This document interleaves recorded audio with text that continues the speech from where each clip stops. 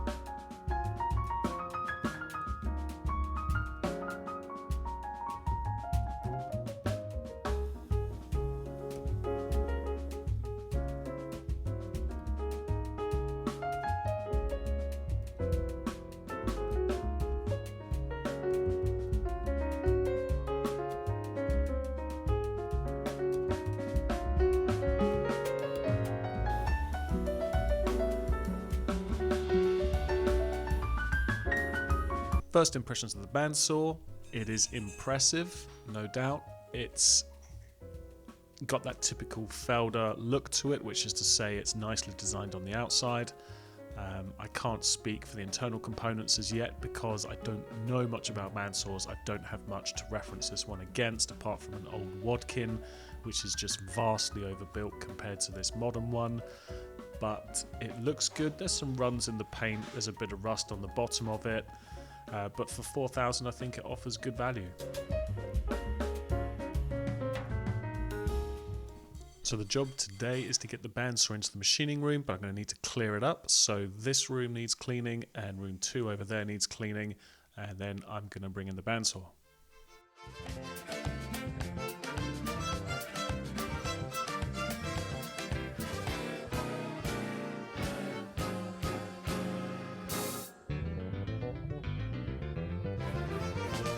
Dimanche après-midi, Fanny mette belle wobli, j'y plie fancy les côtés, il descend marché poisson, vini Fanny qu'arrivé, il qu'a concréti son son, il mène dans l'abattoir, ou li baille en toto bleu.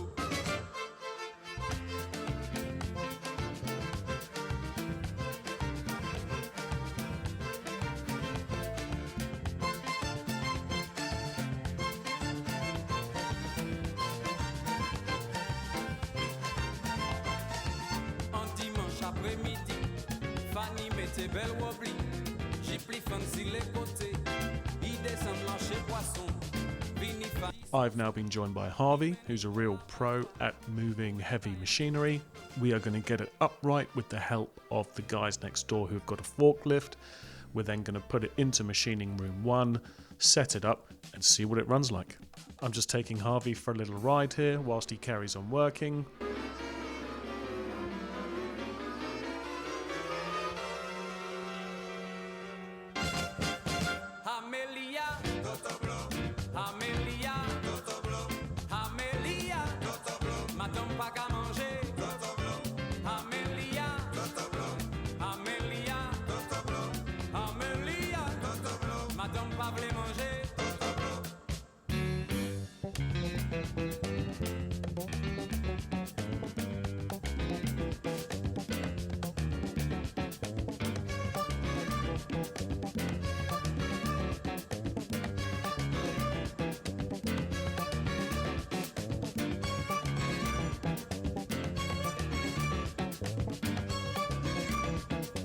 Harvey's got a great system for getting under heavy plant machinery. You can see we want to get these casters underneath so we can wheel the bandsaw into the machining room.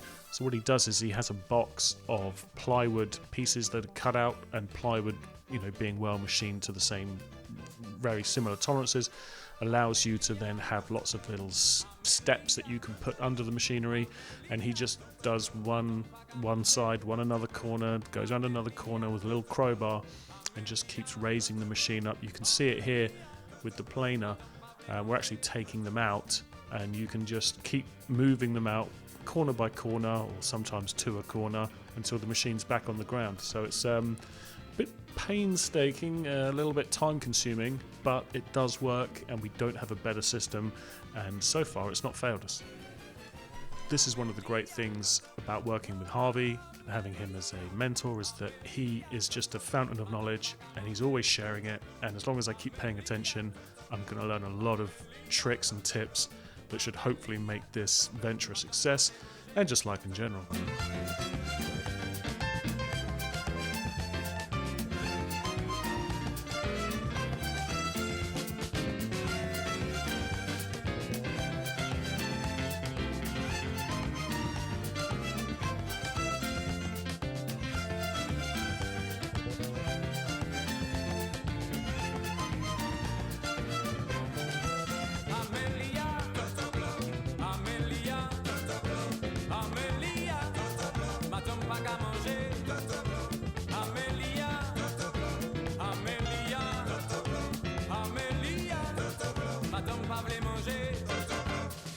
Okay, jazz guitar fans, fellow forum members, here we are. The cutting room is now complete, but really I should tidy it up if I'm going to do a reveal video. So, let's get the broom and the bucket out of the way.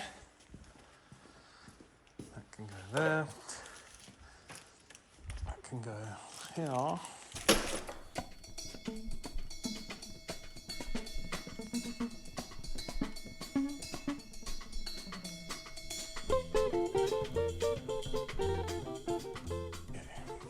That can stay. Right, let's try that again, shall we? Jazz guitar fans and fellow forum members, welcome to the cutting room. We have the bandsaw for resawing the veneers from large chunks of wood. We have the planer to size the wood and get it wonderful. And then we have the... You're interrupting my big reveal. I'm supposed to look like a professional who has a clean and tidy workshop, as most people with messy workshop would say, because it hasn't been used. Right, let's do that again. Jazz guitar fans and fellow forum members, welcome to...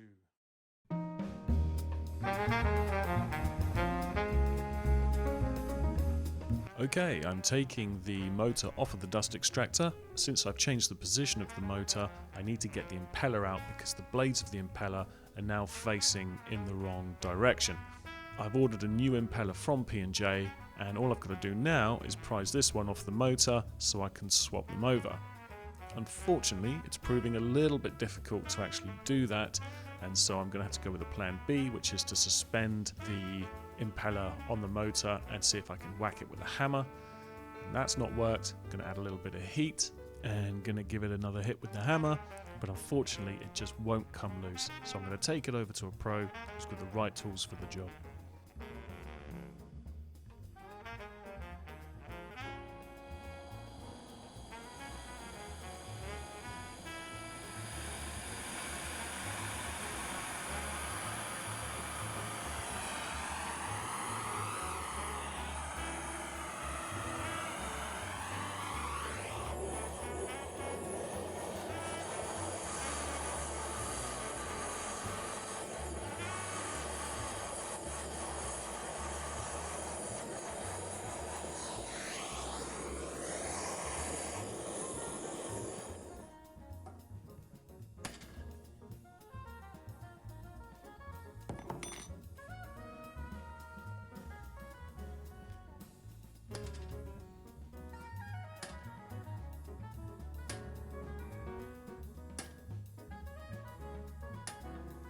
As we can see from the nut disappearing down into the shaft. We are succeeding in finally getting this impeller off, so happy days.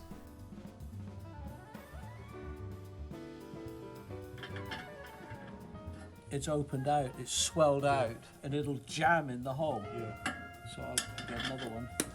I think it's obvious at this point that I never stood a chance of getting this out in my workshop, and certainly not by P&J's initial estimation, which was just slipping a wrecking bar between the impeller and the motor. But luckily we've got it out, and on to the next job.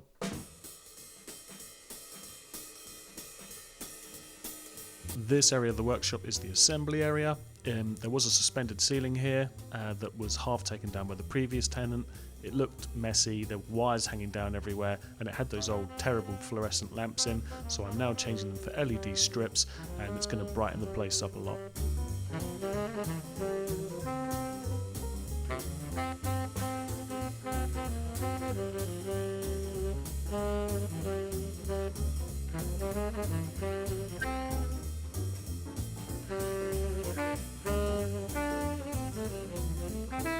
Now I'm going to cut my cables to length. Each light is going to have its own cable to a junction box, so I am wiring these in parallel.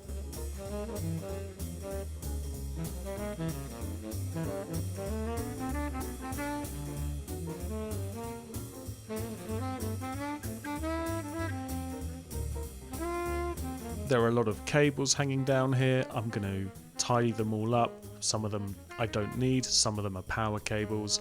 A lot of the cables like this one are just the old data cables, so I can color code them, cut them, shove them back in the cupboard under the stairs, but it'll just make the place tidier, a little bit safer, and that's all good.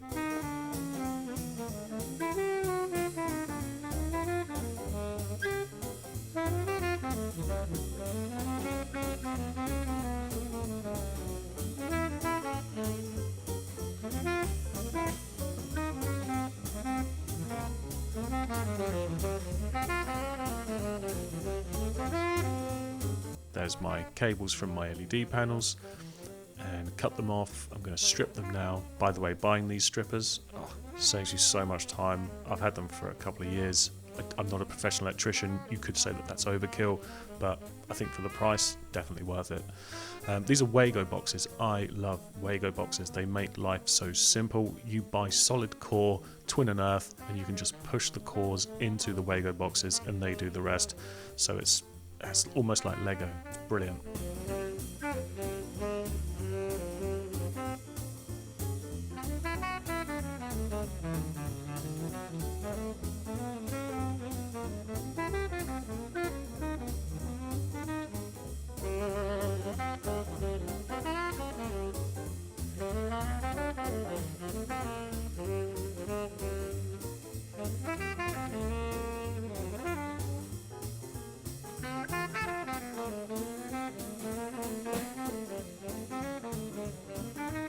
Right, now for the main event, I'm going to flick the switch on the motherboard and boom, we have lights. All that remains to do now is affix the backplate of the light switch to the wall.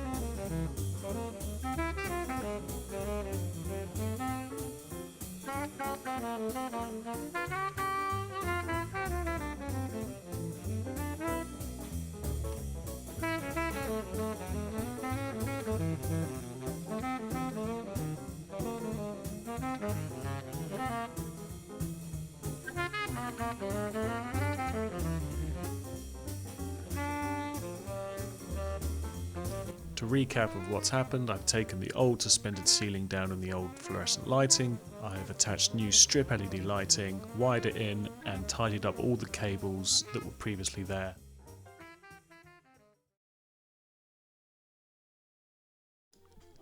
This is the part that I electrocute myself with 240 volt mains power. I'm having a problem with the LED panel on the back wall there. There's a dodgy connection, so I'm going to take the Wagos off and try to remount everything. And so the lights at the moment should be off, but because as a DIYer things have been going really well, I've started to get carried away. I've become overconfident, and when you become overconfident, that is when you start to make mistakes. So as I said, the lights should be off, and I should know that. And I've just taken off the earth Wago, I've just taken off the neutral neutral, and now I'm about to take off the live, and there you go. I think the reason it didn't hurt as much as I thought it would is that I'm wearing rubber-soled shoes, and that probably stopped the electricity wanting to pass through me completely. Otherwise, I think that would have been a lot more painful.